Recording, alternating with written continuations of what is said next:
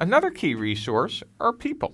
We sometimes use a fancy word of human resources or HR, and I kind of think of people in a startup as two separate categories. One is finding qualified employees, and the other is for you, the founder. How do you find mentors or teachers or coaches or advisors for you, and what's the difference between all of those? Well, let me start with the last first. Mentors, teachers, and coaches advance your personal career. If you want to learn a specific subject, you find a teacher. But if you want to hone specific skills or reach an exact goal, I suggest you hire a coach.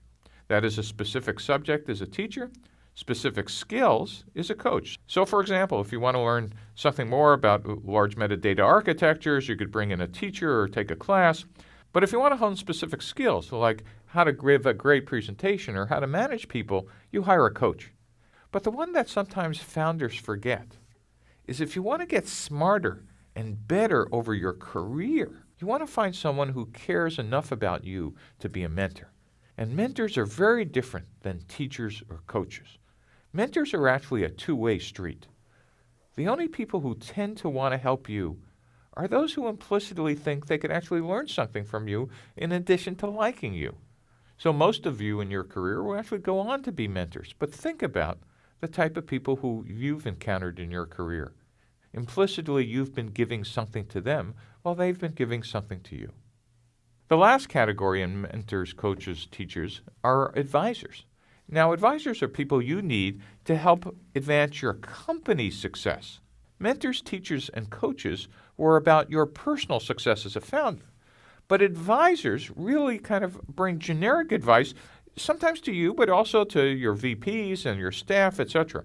So what you want to have is experienced advice to help you figure out whether your vision is a hallucination.